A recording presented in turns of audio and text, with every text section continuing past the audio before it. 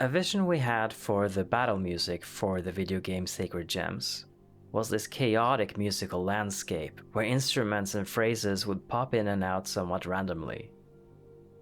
The resulting system builds upon counterpoint, which ensures that musical gestures from the composition can be mixed and matched without unintentional dissonance. As is common with combat music in video games, we use a measure of threat to build the composition in layers in addition to this vertical randomization.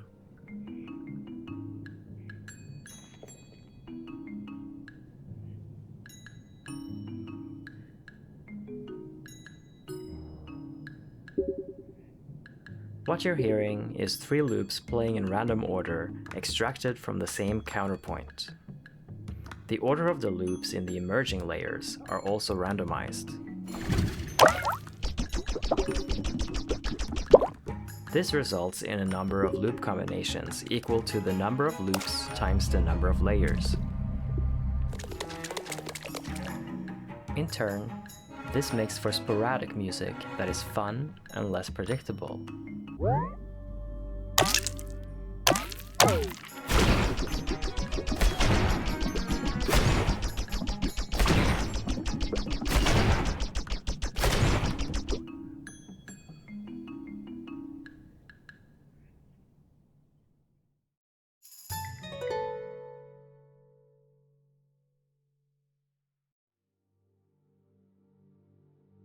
Music systems with elements that enter and exit the soundscape sporadically have been created in the past, but they tend to rely on staccato notes or otherwise short and interchangeable ideas.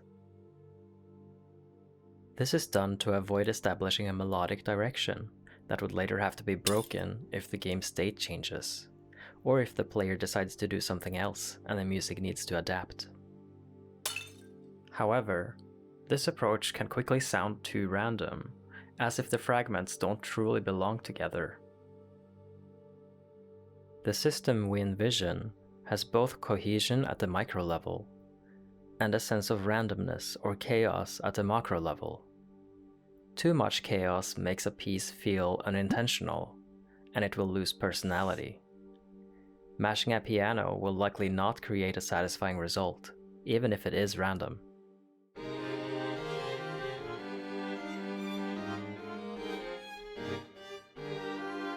The system also needs to change intensity based on the threat the player is facing. The constraints of the system are thus: it needs to be able to perform short extracted musical gestures that when strung together makes musical sense. No matter which segments are extracted, if they're triggered at the same time, they must be harmonious. And it must comprise multiple layers that work together seamlessly. These constraints lay the foundations for our hypothesis that counterpoint would be an ideal method to base the music system on. Any extracted gesture is guaranteed to work harmonically with any other extracted gesture, so long as they aren't shifted in time. It's all coming from the same core material, so any randomized phrases will sound like variations of one another. In essence, basing the foundational ideas on counterpoint incorporates melodic consistency as a feature of the compositional process rather than leaving it for something to be fixed after the music is done. The tool we're creating the music system in is Fmod, and the game is developed in Unity.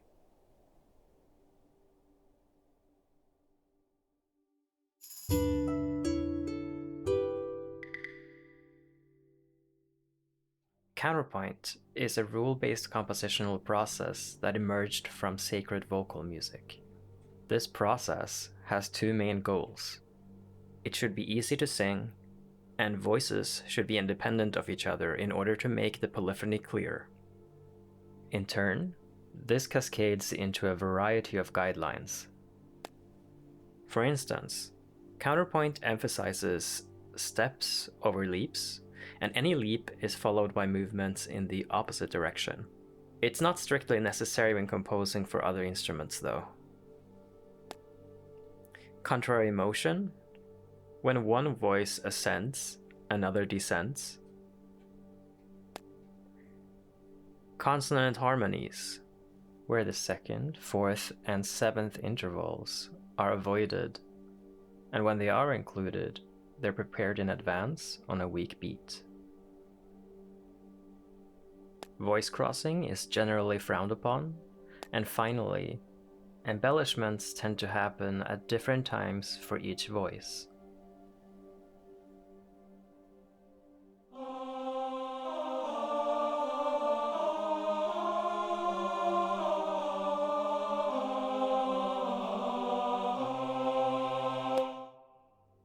Counterpoint is a useful tool in the composer's toolbox, especially in situations where you need voices to complement one another.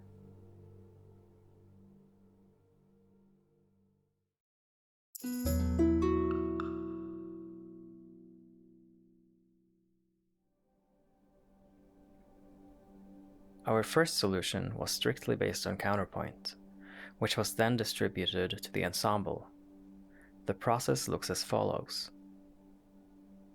Distribute the parts across however many instruments you want for a desired texture.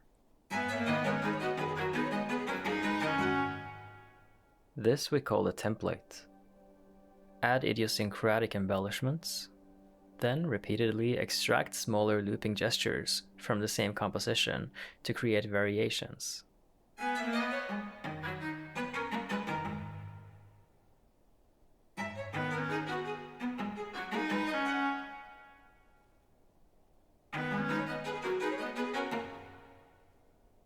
These are the loops that the audio engine will randomize.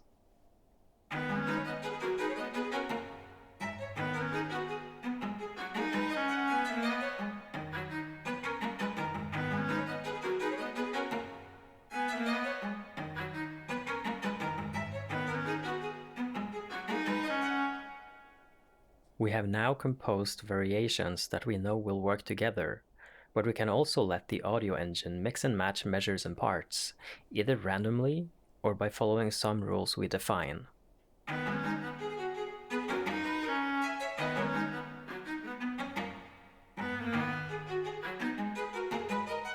Further extractions from the template will result in a higher amount of variation.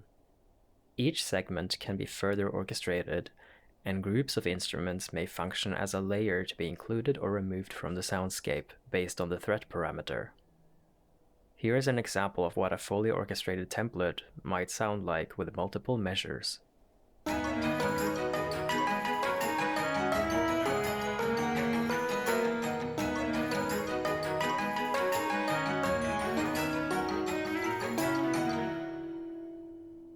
Keep in mind that the addition of a new layer is most noticeable if it introduces a new instrument playing a new gesture. For more subtle changes, introduce unisons or change the number of notes instruments of the former layer are playing in order to change the musical density. With adaptation to the threat parameter, this is what it would sound like in the game.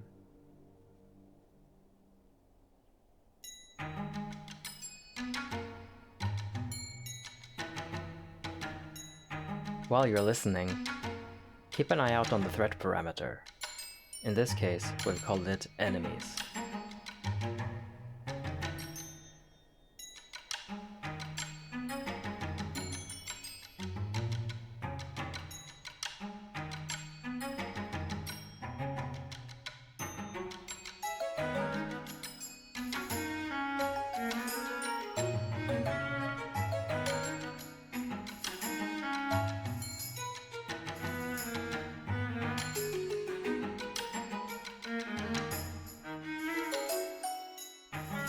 A great aspect of this kind of music system is that we get these organic dovetailing effects.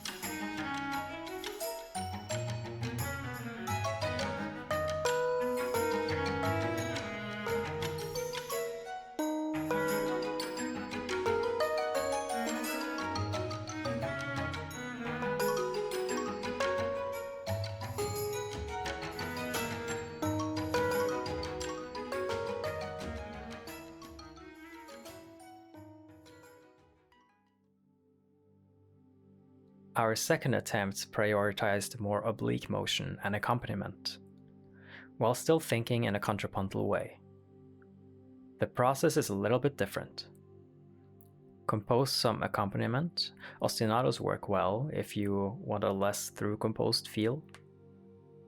Compose some contrapuntal lines that complement the accompaniment. We do it in this order to treat the accompaniment as contrapuntal voices to write against. From here, the process is identical to the first approach.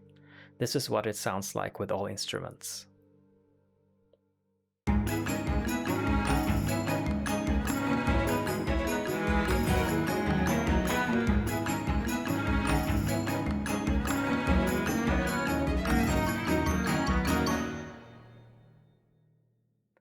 This method turned out to be more in line with our goals. The first approach simply caused a bit too much movement for what was appropriate for the scene. Again, this is what it sounds like in the audio engine.